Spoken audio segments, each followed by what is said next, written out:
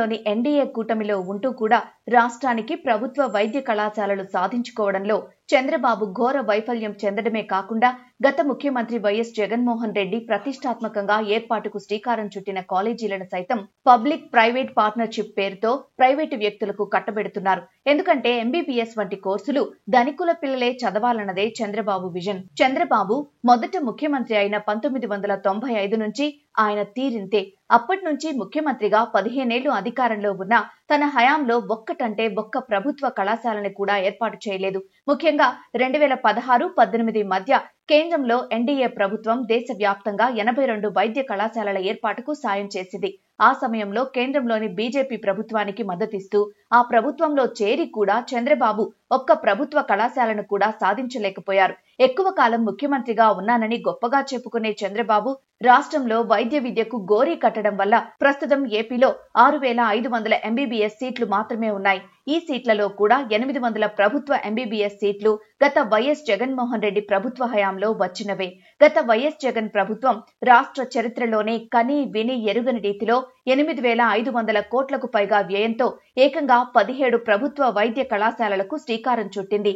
ఇందులో 5 కళాశాలల నిర్మాణాలు కూడా పూర్తయి గత ప్రభుత్వ హయాంలోనే తరగతులు కూడా ప్రారంభించాయి. మరో ప్రభుత్వ కళాశాల గతేడాది ప్రారంభమైంది. మిగతావి వివిధ నిర్మాణ దశల్లో ఉన్నాయి. గతేడాది అధికారంలోకి వచ్చిన చంద్రబాబు వీటిని పూర్తి చేసి పేదలకు అందుబాటులోకి తీసుకురాకపోగా మరింత బరితెగించి వీటిలో 10 కళాశాలల్ని ప్రైవేటుకు దారాదత్తం చేస్తున్నారు. తద్వారా వెనుకబడిన పార్వతీపురం, మన్యం, శ్రీ సత్యసాయి, ప్రకాశం, కర్నూలు, బాపట్ల వంటి జిల్లాల ప్రజలకు సూపర్ స్పెషాలిటీ వైద్యం, యువతకు వైద్య విద్య అందకుండా కుట్రకు తెరలేపారు. ధనికులకే కార్పొరేట్ వైద్యం, వారి పిల్లలకే ఎంబీబీఎస్ చదువులు అందుబాటులో ఉండాలన్నదే చంద్రబాబు ఆలోచన. దేశంలోని వివిధ రాష్ట్రాలు కేంద్రంతో కొట్లాడి మరీ ప్రభుత్వ వైద్య కళాశాలలు తెచ్చుకుంటున్నాయి. అలాంటిది కేంద్రంలో ఎన్డీఏ ప్రభుత్వంలో కీలక పాత్ర పోషిస్తూ కూడా కొత్త వైద్య కళాశాలలు సాధించడంలో చంద్రబాబు ఘోర వైఫల్యం చెందారు.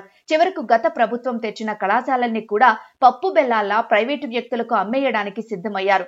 రాష్ట్రంలో తొలి వైద్య కళాశాల ఆంధ్ర మెడికల్ కాలేజ్ 1923లో ఏర్పాటైంది. అనంతరం 2019 నాటికి అంటే 96 ఏళ్లలో రాష్ట్రంలో ప్రభుత్వ రంగంలో కేవలం 11 వైద్య కళాశాలలే అందుబాటులోకి వచ్చాయి. కొత్త ప్రభుత్వ వైద్య కళాశాలల్ని ఉన్నత ప్రమాణాలతో నిర్వహించడంలో ఆర్థిక ఇబ్బందులు తలెత్తకూడదనే ఉద్దేశంతో సెల్ఫ్ ఫైనాన్స్ విధానాన్ని గత ప్రభుత్వంలో ప్రవేశపెట్టారు. తద్వారా వచ్చిన నిధులను విద్యార్థులకు మౌలిక సదుపాయాల కల్పన, కళాశాల, ఆసుపత్రి అభివృద్ధికి వెచ్చించేలా ప్రణాళిక రచించారు. దీంతో అప్పట్లో టీడీపీ నాయకుల గుండెలు బాదుకున్నారు.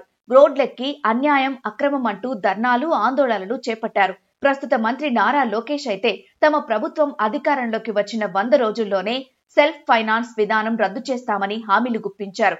అయితే యువతను నమ్మించి గద్దెనెక్కాక బాబు మార్క్ వెన్నుపోటు పొడిచారు. సెల్ఫ్ ఫైనాన్స్ విధానం రద్దు చేయకపోగా ఏకంగా ప్రభుత్వ కళాశాలలనే ప్రైవేట్ కు కట్టబెట్టి నమ్మించి గొంతుకొస్తున్నారని యువత ఆగ్రహం వ్యక్తం చేస్తున్నారు.